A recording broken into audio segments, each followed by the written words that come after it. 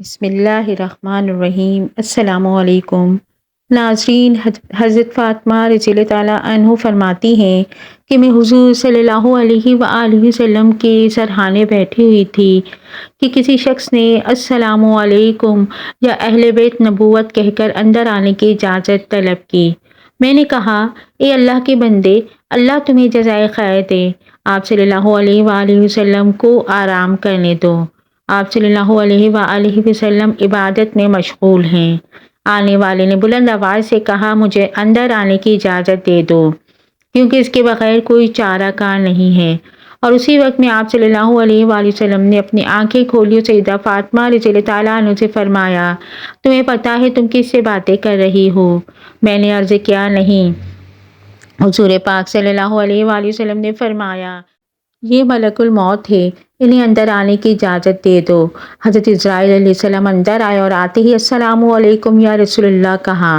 پھر آپ صلی اللہ علیہ وآلہ وسلم نے جواب میں وعلیکم السلام یا امین اللہ کہا۔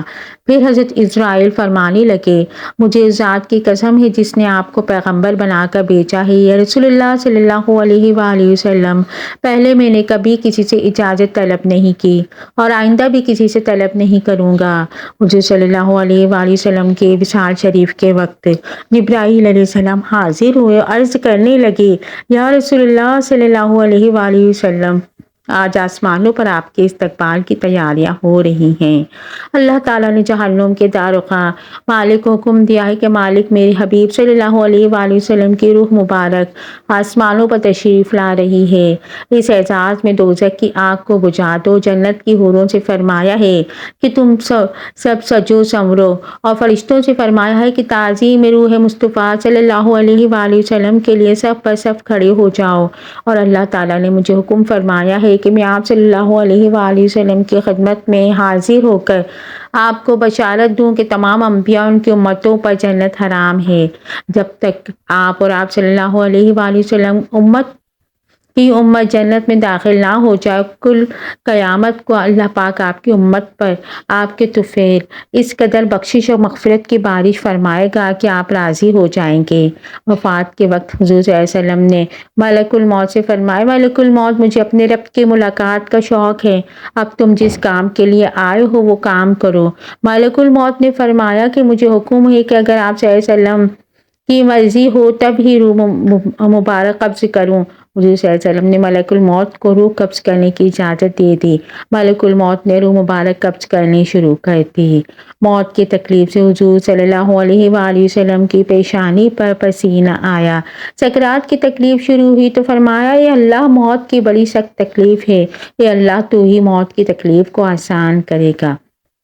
مٹی کے پیالے میں پانی بھر کر رکھوایا، موت کی گھبراہٹ میں بار بار پانی میں ہاتھ ڈالتے اور وہ ہاتھ اپنے منہ پر پھیرتے اور فرماتے، اے اللہ مجھے اپنے پاس بلا لے۔ حضرت فاطمہ رضی اللہ تعالیٰ عنہ نے کہا، یا رسول اللہ، آج آپ کو بہت تکلیف ہے۔ پھر آپ صلی اللہ علیہ وسلم نے فرمایا، اے فاطمہ، آج کے بعد تیرے بابا پر کوئی تکلیف نہیں ہوگی۔ اے فاطمہ، جب میرا انتقال ہو جائے تم انا للہ و انا الیہ راجعون کہنا۔ پھر فرمائے، ملک الموت، اپنا کام پورا کرو۔ پھر آپ صلی اللہ علیہ وسلم کو نزا کی تکلیف زیادہ ہوئی۔ پھر حضرت جبرائیل علیہ السلام نے حضور صلی اللہ علیہ وسلم کی طرف سے اپنا منہ پھیر لیا۔ حضور صلی اللہ علیہ وسلم نے عرض فرمایا، اے جبرائیل، کیا اس وقت میرا منہ تمہیں اچھا معلوم نہیں ہوتا جو تم نے منہ پھیر لیا؟ پھر حضرت جبرائیل علیہ السلام روئے اور عرض کرنے لگے، یا رسول اللہ صلی اللہ علیہ وآلہ وسلم، کس دل سے آپ کی نزا کی حالت دیکھ سکتا ہوں؟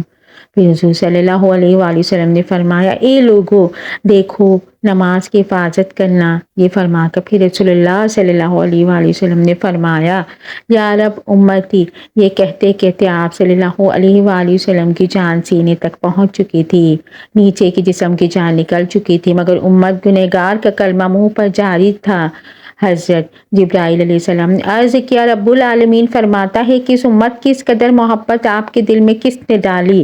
تو حضور صلی اللہ علیہ وآلہ وسلم نے فرمایا، اللہ تعالیٰ نے، کہ اللہ تعالیٰ فرماتا ہے، آپ صلی اللہ علیہ وآلہ وسلم کی امت پر 1000 درجہ آپ سے زیادہ مہربان ہے۔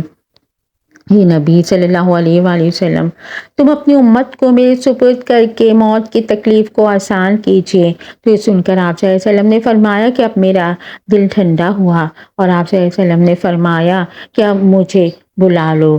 پھر بے ہوشی طاری و ماتھے پر مشک کی خوشبو کا پسینہ جاری ہوا۔ ناظرین، یہ رات کا وقت ہے، حضرت محمد مصطفیٰ صلی اللہ علیہ وآلہ وسلم نزا کی حالت میں ہیں اور حجرہ مبارک میں ہیں۔ دنیا کی قلت کے سبب چراغ میں تیل نہیں ہے۔ حضرت عائشہ صدیقہ نے اٹھ کر ہمسائے کی عورتوں کے پاس چراغ بھیج کر کہا کہ اللہ کے واسطے 2 بوند تیل کے ہمارے چراغ میں ڈال دو کہ جناب رسول خدا صلی اللہ علیہ وآلہ وسلم اندھیرے میں وفات پا رہے ہیں۔ ہاتھ آپ صلی اللہ علیہ وسلم کا آسمان کی طرف تھا، زبان پر کلمہ جاری تھا، اور آپ صلی اللہ علیہ وآلہ وسلم کی گردن ایک طرف ہو گئی۔ چاروں طرف روشنی ہی روشنی پھیل گئی، روح مبارک آسمان کی طرف پرواز کر گئی، اور ناظرین، ایک بہترین خوشبو حجرہ مبارک میں پیدا ہوئی۔ طبیعت نے جان لیا کہ حضور صلی اللہ علیہ وسلم براق پر سوار ہوئے واپس نہ آئیں گے۔ حضرت علی نے فرمایا کہ میں نے ملک الموت کی آواز سنی کہ روح مبارک قبض کر کے چلے تھے، روتے جاتے تھے اور واہ محمد کہتے جاتے تھے۔ حضرت فاطمہ نے جب دیکھا کہ روح مبارک پرواز کر گئی، حضور صلی اللہ علیہ وسلم کے پاس آ کر چہرہ مبارک کو دیکھا۔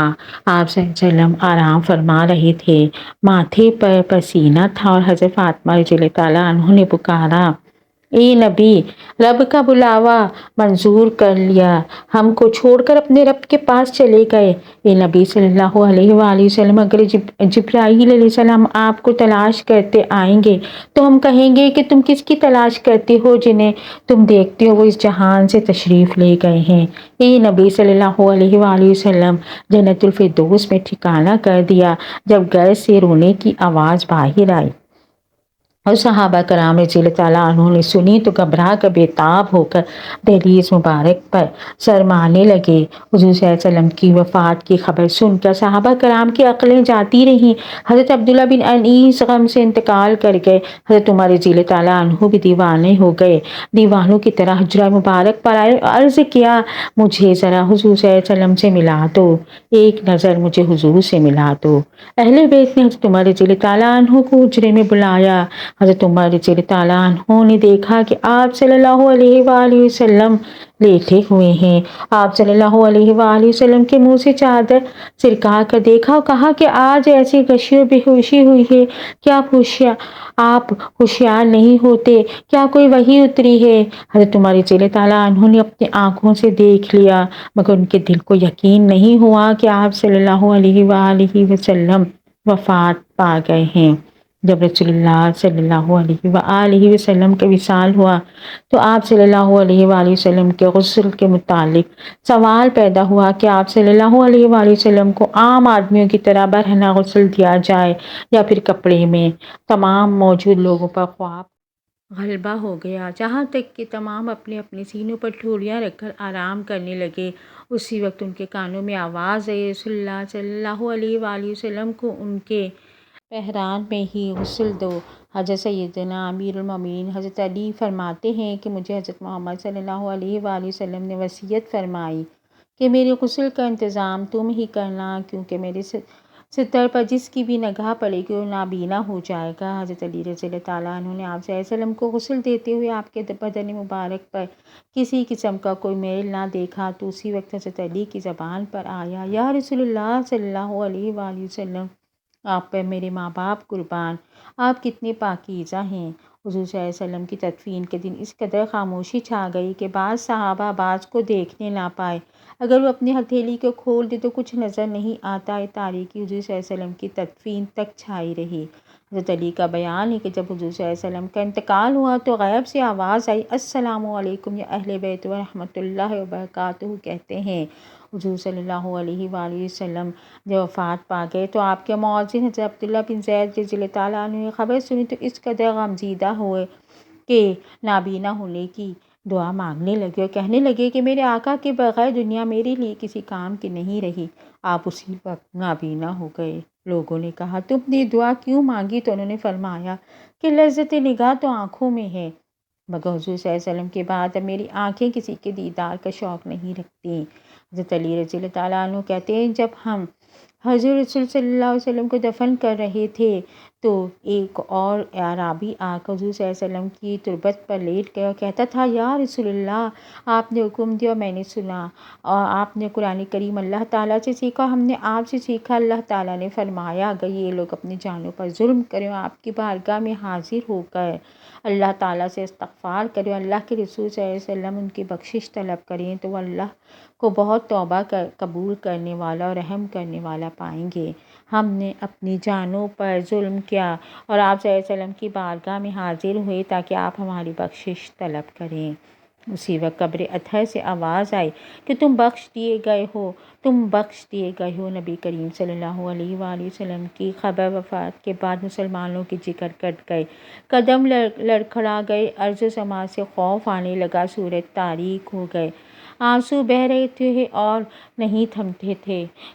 کئی صحابہ حیران و سرگرداں ہو کر آبادیوں سے نکل گئے، کوئی جنگل کی طرف بھاگ گیا، اور اس کے علاوہ مسجد نبوی قیامت سے پہلے قیامت کا نمونہ پیش کر رہی تھی۔ صدیق اکبر تشریف لائے، چپ چاپ حجرہ عائشہ میں داخل ہو گئے، یہاں رحمت للعالمین صلی اللہ علیہ وآلہ وسلم کی میت پاک پڑی تھی۔ صدیق اکبر نے چہرہ اقدس سے کپڑا اٹھا کر پیشانی مبارک پر بوسہ دیا اور پھر چادر ڈھک دی اور رو کر کہا نبی اکرم صلی اللہ علیہ وسلم پر میرے ماں باپ قربان، آپ کی زندگی بھی پاک تھی اور موت بھی پاک ہے، واللہ اب آپ پر دو موتیں وارد نہیں ہوں گی۔ اللہ نے جو موت لکھ رکھی تھی آپ نے اس کا ذائقہ چکھ لیا اور اب اس کے بعد موت ابد تک آپ کا دامن نہ چھو سکے گی۔